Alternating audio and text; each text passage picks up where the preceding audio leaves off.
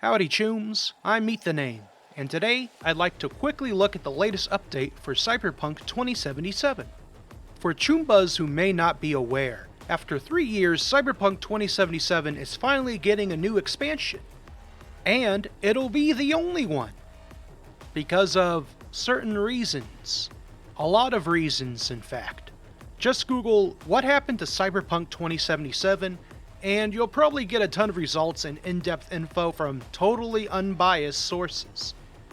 Anyways, before the expansion Phantom Liberty releases, the good folks at CD Projekt Red had decided to release a 2.0 update for the game that is supposed to fix many problems and complaints that folks had with Cyberpunk.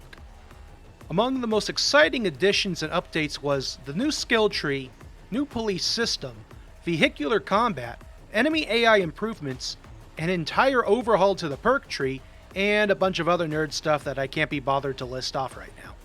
For me personally, the new combat and skill tree updates were what I looked forward to the most.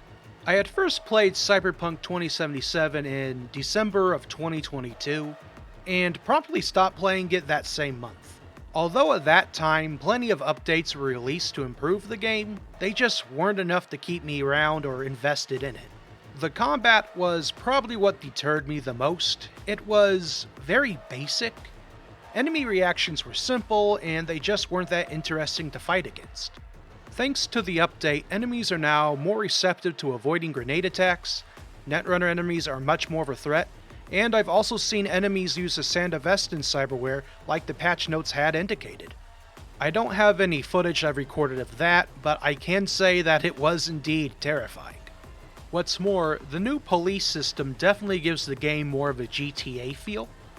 The more of a rampage you cause, the more cops are going to show up, and as the stars increase, they become increasingly more kitted out with firepower that'll drill you full of holes.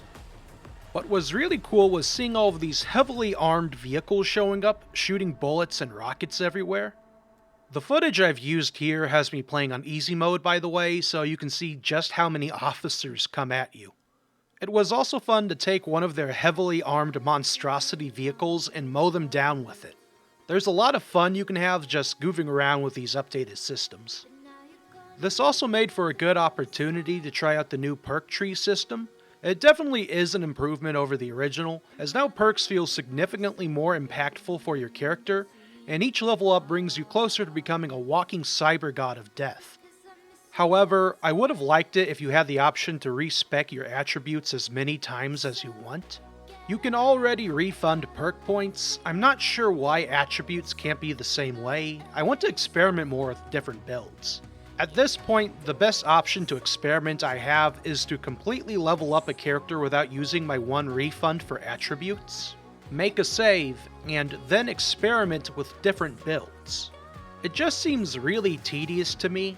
Cyberpunk is the kind of game that I'm never going to make another character for again. I'm ancient at this point, and I can't see myself investing that much time into the game just to try out a different build. Alongside this is one other complaint, and that's with the state of player customization. Looking around Night City, I see all sorts of cool looking freaks, and yet I can't be like them. Instead, I get stuck with just being a boring dude, or a dudette, or a person who identifies as neither dude or dudette. I don't get freaky looking robot legs.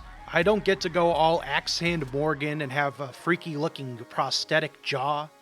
Instead, I just have to settle for arm upgrades that make my fleshy arms open up, which looks more gross than cool.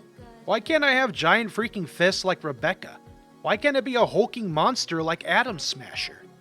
Why is it that so many outfit options are still locked to only NPCs? Why can't the player wear those clothes? Sure, you can mod it on PC if you want, but do folks on consoles just have to suck it up? In a way, it kinda goes back to another issue that I had with Cyberpunk. Why emphasize player customization so much if the player can barely do much with it? The player character isn't a blank slate. They're a predefined character, like the boss in Saints Row, RIP, or Fallout 4. But even those games had far more robust character creators, and they also had third-person gameplay, which Cyberpunk desperately needs. Because what's the point in having Twitch drops for cosmetics you can't even see unless you're in a menu or in photo mode? The 2.0 update is great, don't get me wrong. It's managed to get me interested again in the game and its world. Hell, I might even get around to watching Edgerunners, even though I already know every spoiler thanks to YouTube thumbnails. But after all this time, you'd think that would be something they would have looked into more. I'm probably going to get Phantom Liberty at some point because I'm a big Idris Elba fan, but the next Cyberpunk game is going to be something that I'll be cautious of. It took over 3 years after release of the game to get to a point that feels more polished. I don't blame the actual people that worked on the game for any sort of shortcomings that happened. Programmers, artists, voice actors, modelers, Keanu Reeves, they all did their best with the resources and time they were given. But for the management folks at CD Projekt Red, y'all seriously fumbled the ball 3 years ago. It's great that the game has reached this state, but the problems that were faced never should have happened to begin with. Also, if you give me a paycheck for like $20 and a coupon to Pizza Hut, I'll take back every negative thing I just said. I too can strike a deal just like any other corpo. With all that said, thank you all so much for watching this video. I wanted to make something real quick because this update just came out and my brain demanded that I say something. Feel free to like, comment, subscribe, and give me your firstborn cat if you enjoyed this video. I hope you all have a wonderful day.